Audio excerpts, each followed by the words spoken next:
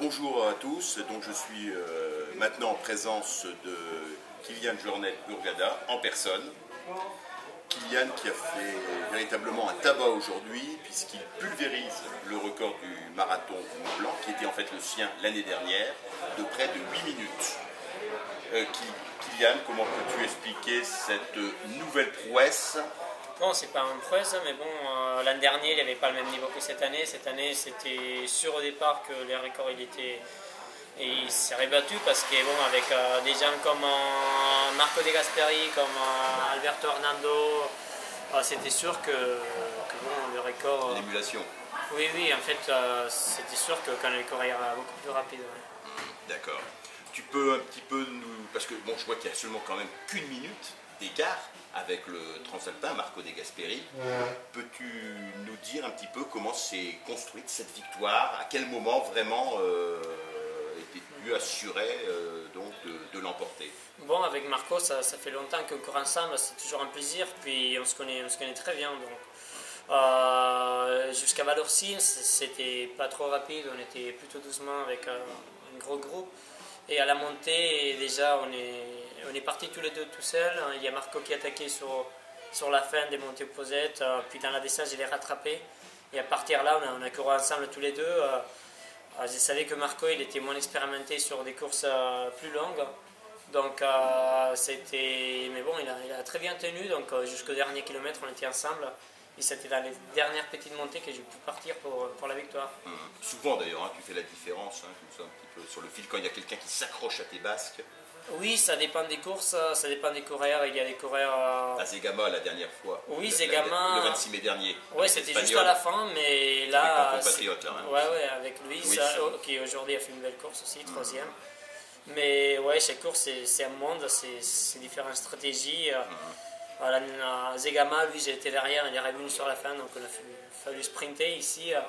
Avec Marco, on a lutté tout le long, donc c'était vraiment depuis Valorcine jusqu'à l'arrivée, c'était vraiment un bloc.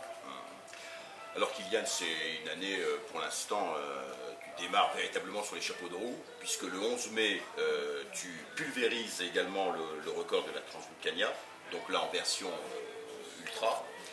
Le 26 mai à Zegama, tu l'emportes pour la 6e fois, et tu n'es qu'à 20 secondes du record de Robert Jeb, hein, bien connu en France pour détenir également le record de la similité, l'ancien parcours, hein, à 4h09. Donc là, actuellement, Kylian, tu es d'accord avec moi, je veux dire, tu brilles de mille feux. Non, on se fait plaisir, hein. Après, on aime bien faire des compètes, puis il y a des années où des fois que ça passe mieux, et il y a des fois que ça passe pire, mais bon, c'est toujours un peu pareil. D'accord, donc là tu disputes à la fois donc la version Sky et la version Ultra cette année. Oui, cette année, l'objectif c'était un peu faire les deux circuits. Comme l'an passé d'ailleurs. Oui, comme l'an passé, faire le circuit Ultra, faire le circuit Sky et puis peut-être le kilomètre vertical. Je ne sais pas encore si j'ai... Ah oui, tu vas peut-être même faire les trois alors. À la fois. Oui. Excuse-moi, oui, en effet, j'allais oublier. Je te vois sourire. C'est pas encore sûr. L'appétit vient en mangeant, hein, comme on dit. Hein. Donc, oui, c'est pas encore sûr le kilomètre vertical. Oui, parce que ça dépend du mois de septembre si j'ai pu aller en Grèce ou non, mais ça dépendra de ça. Alors justement, tu parles un peu du kilomètre vertical. Tu as disputé le kilomètre vertical donc avant-hier de Chamonix, hein, qui est pas facile du tout, hein, qui est très technique, qui n'a rien à voir avec celui de Fully dans le Bas-Valais. Là, tu as été battu de 19 secondes, tout en battant toi-même ton record de l'année dernière, d'ailleurs très nettement. Hein, est-ce que, d'abord, que penses-tu de ta prestation là, vendredi? Et après, j'ai une autre question à te poser sur le kilomètre vertical. Oui, j'étais content. J'avais descendu d'une minute montant de l'an dernier, donc ça me rend très heureux. Et puis, bon, Saoul Padois, même si en France personne ne le connaît, ça fait des années qu'on le connaît bien. Son père déjà était un gros champion. Et puis Saoul, sur des formats courts comme ça, il est vraiment en forme. Il est vraiment bon, donc je pense que ça va être un peu le futur de skyrunning. Pour l'instant, dans les courtes distances, dans les kilomètres, mais bien sûr, dans pas longtemps, il va commencer à longer les distances. Il ne faut peut-être pas des entraînements vraiment spécifiques pour le kilomètre vertical pour vraiment Ouais, parvenir au sommet. Mais dans toutes les disciplines, hein, si Ouais. tu veux faire du bons résultats en ski running, il faut faire des entraînements pour ça. Si tu veux faire un kilomètre, pareil, un ultra ou un ski alpinisme. Après, c'est un choix de dire, bon, je vais faire des bons résultats dans une discipline ou essayer de faire pas trop mal dans plusieurs. Donc, moi, c'est plutôt le Non, mais deuxième choix. c'est en fait très difficile, puisque bon, tu joues sur la polyvalence en fait. Non, mais la Oui. polyvalence, c'est sûr que bon, tu la places à un très haut niveau, hein, ça c'est clair. Oui, mais bon, peut-être que tu vois ce que je veux dire, peut-être que Ah oui, tu c'est laisses sûr, si tu peut-être un t'entraînes. petit peu des plumes, peut-être dans une discipline. Enfin, je dis, Ouais, enfin, t'as bien compris, dans hein, t'as bien tout, compris, hein, tout est Ah oui, relatif, non, hein, mais bien c'est évidemment. sûr que on en discutait, c'est sûr que tu peux jouer sur différentes choses, sur la polyvalence ou sur la spécificité. Et puis, moi, la spécificité, ça m'intéressait plutôt peut-être il y a quelques années. Là, j'aime bien faire d'autres choses aussi. D'accord. Affût Lyon-Trovera. Ouais, j'aimerais bien faire une année. Après, ça dépend d'autres courses qu'il y a en même temps, comme la Diagonale des Fous, que ça tombe toujours en même temps, donc ça dépend de ça.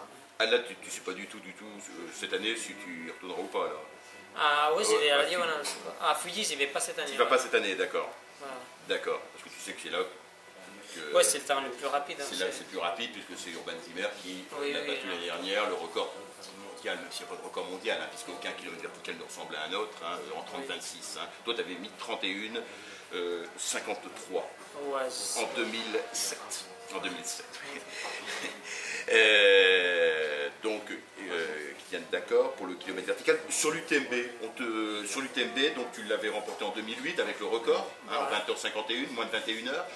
2009, tu l'emportes de nouveau. Bon, il y a eu cette édition 2010 où donc la course s'est arrêtée à Saint-Gervais. Ouais. On t'a plus revu depuis. C'est terminé ou il faut jamais dire ça Non, bon, il faut jamais dire. ou Jamais. les raisons justement qui ne t'incitent plus à y retourner. Bon, il y a plein de choses à faire. C'est sûr que j'ai passé la page. En fait, en course, ça t'apporte des choses quand tu vois que ça t'apporte rien de nouveau. Retourner, ça n'a aucun intérêt. Donc, D'accord. Kylian, alors, une question là maintenant sur l'ITT. Hein, dans 15 jours, c'est la Strike Tarentaise à Val d'Isère. Donc ça sera donc la troisième manche. C'est bien ça. Hein. J'hésite entre deuxième et troisième, c'est pour ça que je regarde un tout petit peu ma note. Ça sera donc la troisième manche donc, du circuit ultra, skyrunning. Là, il y a l'ascension de la Grande Motte, à 3653 mètres, hein, l'un des sommets emblématiques du massif de la Vanoise. Alors, excuse-moi, hein, tu vas encore sourire, ou il y a encore peut-être un travail aussi spécifique à faire, oui ou non, puisque là, on pénètre vraiment dans le milieu de la haute montagne, ce qui est pas du tout banal, hein, c'est pas fréquent. Il y a un entraînement spécifique de ta part? oui, il y a un entraînement spécifique. Après, bon, la Grande Motte, je la connais beaucoup parce que, bon, avec le ski alpinisme, on fait beaucoup d'entraînement en docteur Patine, donc on l'a fait beaucoup de fois la journée. Et bon, il faut un entraînement spécifique. Oui, je pense pour les gens qui ne sont pas habitués à aller en montagne. Après, si tu fais beaucoup de montagne d'habitude, bon, c'est jour à jour. Donc, c'est sûr qu'on va trouver de la neige, c'est des parcours techniques comme on les aime. Donc, c'est sympa de faire un peu plus technique que des courses roulantes. D'accord. Donc, tu n'appréhendes pas particulièrement? Non, j'aime plutôt. Ouais. Ah, tu aimes plutôt, oui, parce que là, il va y avoir de la pente, hein, de la dénivelée, de l'altitude. Où tu en es avec ton projet donc, que tu as lancé, là, qui doit normalement perdurer de 2012 à 2015, qui s'intitule Les sommets de ma vie. Tu peux nous en parler en quelques mots, hein, Kylian, hein, Oui. Non, là, on est deuxième année, c'est le sommet européen, donc j'ai voulu attaquer le Mont Blanc déjà avant. Le printemps, ça n'a pas existé, donc les conditions, elles sont là comme si c'était au mois de mai. Donc, bon, j'espère dans la prochaine semaine pouvoir attaquer le record du Mont Blanc. Et après, je laisse pour le mois de septembre le Cervin pour que ça soit en conditions bien sèches. Et pareil en septembre pour l'Elbrus. C'est quand même extraordinaire ce que tu fais. Hein. Non, quel c'est éclectisme. extraordinaire. Enfin, l'éclectisme, je veux dire, hein, des compétitions en skyrunning, tout à fait différentes. Hein, tu es d'accord avec moi, hein, tu passes du kilomètre vertical à l'ultra, là après l'alpinisme, c'est quand même un parcours quand même assez singulier. Tu es d'accord avec moi, c'est pas banal. Oui, mais en fait, je dis toujours que si tu aimes la montagne, tu aimes faire un peu tout, tu aimes faire de l'escalade, tu aimes faire du ski, du trekking, donc c'est un peu le même en rajoutant la compétition. Donc finalement, j'aime la montagne telle qu'elle est. C'est pas, oui, c'est la passion vraiment de la montagne qui te guide, hein. Et que tu as connu dès ton enfance. Oui, depuis toujours. Ouais. Hein, bon, j'ai lu un peu ta biographie, hein, c'était le départ en fait. Hein. Oui, mes parents. Tu as grandi, c'est ça, hein, dans un refuge, dans le refuge que tenait ton père. Hein, oui. pendant une douzaine d'années. Oui, mon père était né à refuge, puis bon, tant lui, il est guide montagne, comme ma mère qui est vraiment passionnée, donc depuis toujours, il nous a amené faire de la marche, du ski. Kylian, on resterait des heures, hein, mais bon, il y en est hors de question, hein, pour de multiples raisons. Hein, je crois que on t'attend, hein, le public est massé. Place du Temple de l'Amitié veut te voir monter sur le fait du podium. Hein, donc, à moins que tu veuilles rajouter quelque chose, Kylian. Non, aux gens qui participent à l'ITT, qui préparent bien, qui sachent que c'est une course de montagne quand même, qu'il faut bien s'entraîner. Et puis que le jour de la course, ils prennent plaisir, ils profitent des paysages qui sont magnifiques. Tout à fait. Tout à fait. C'est ce que je dis également au micro au départ, hein, que vous soyez élitaire ou sans grade, hein, en effet, faites-vous plaisir, c'est d'abord ça en effet qu'il faut le dire. Ouais. On a la même philosophie. Kylian, merci en tout cas d'avoir répondu aux questions de TPS Info, Kylian, et puis bonne chance, hein, bien sûr, pour la fin de ta saison. On suivra ça bien sûr avec beaucoup d'attention. Bon, merci beaucoup. Oui. Merci Kylian.